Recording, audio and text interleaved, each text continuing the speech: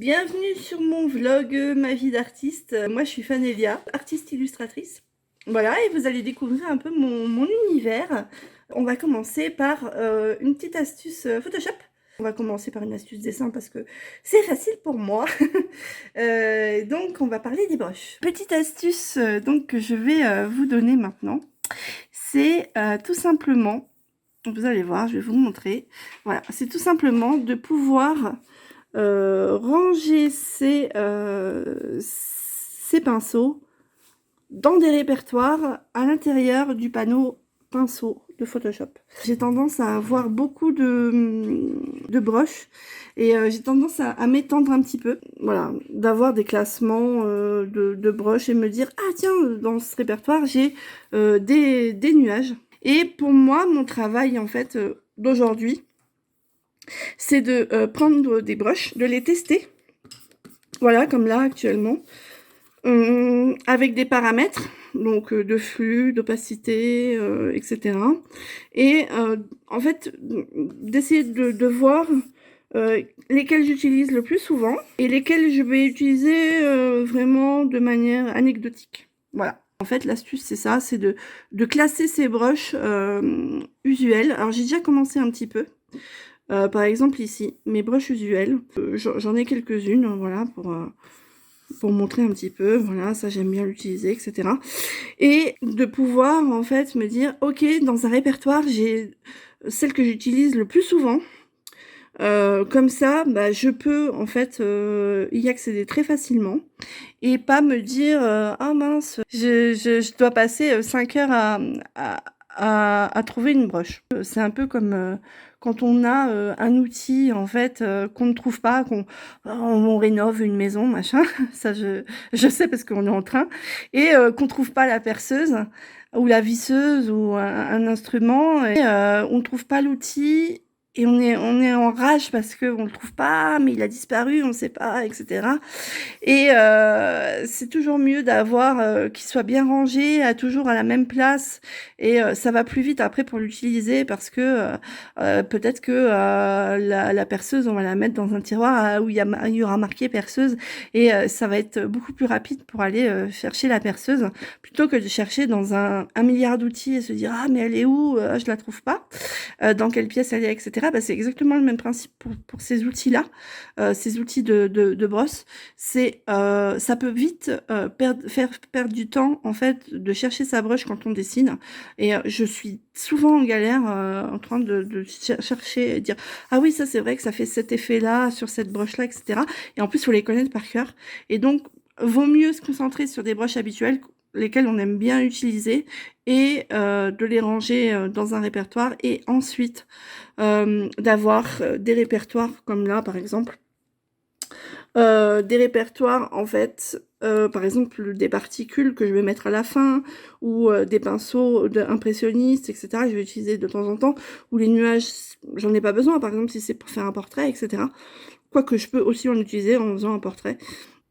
Et donc maintenant mon boulot qui est très long, que je montre pas forcément parce que sur les réseaux sociaux, parce qu'on ne va pas montrer ce test de broche.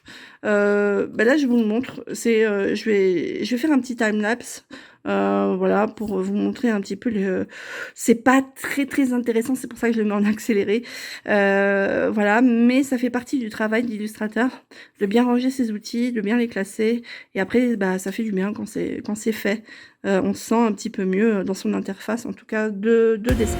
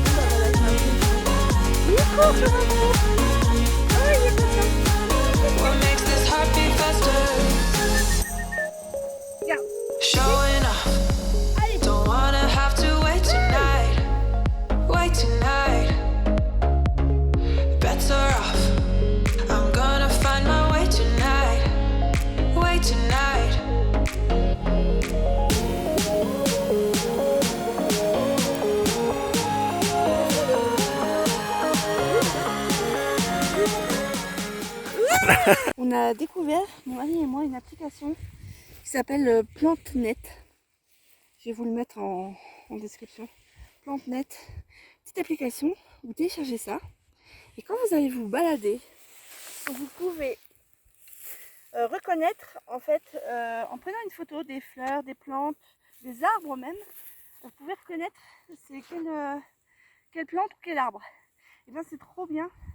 Et on n'arrête pas de l'utiliser parce qu'on a pas mal de petits trucs très, très sympas dans le coin. Tout ce qui est plantes, et des fleurs sauvages. Et franchement, non, c'est excellent. C'est excellent. Et vraiment, je vous recommande. Par exemple, ici, on a la compagnon. Voilà, elle est super belle, elle est super jolie, elle est toute mignonne. Et on la reconnaît grâce à sa couleur qui est assez rose étincelante. Alors je m'en sers pas mal des couleurs des fleurs pour le dessin, ça m'inspire vraiment à voir. Elle est presque violette et le violet et le vert se marient très bien. Donc c'est pour ça que c'est super agréable de voir des fleurs roses ou violettes dans l'herbe. Voilà, vous savez tout. Ça va être un vlog de déglingo.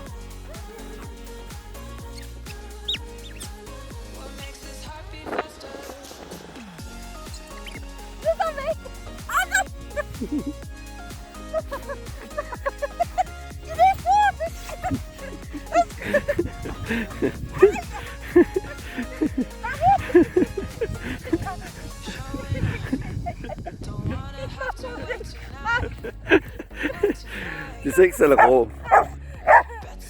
très fou. Oui, maman elle joue pas. Maman elle joue plus. Tu m'as bouffé le crâne. Oui. Maman elle t'aime. Oui, maman elle t'aime trop. Ça t'excite ça, hein. Maman quand elle se met par terre, c'est... Non, tu m'as ouvert le crâne, Loulou. Merde. Il me fait mal.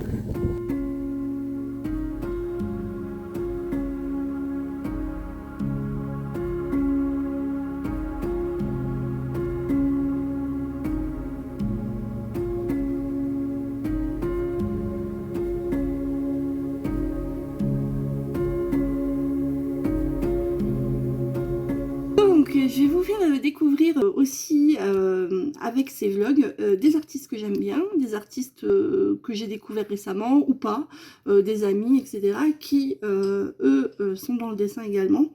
Et on va commencer avec une artiste que j'ai connue sur les forums de WoW au départ, qui s'appelle Nephila.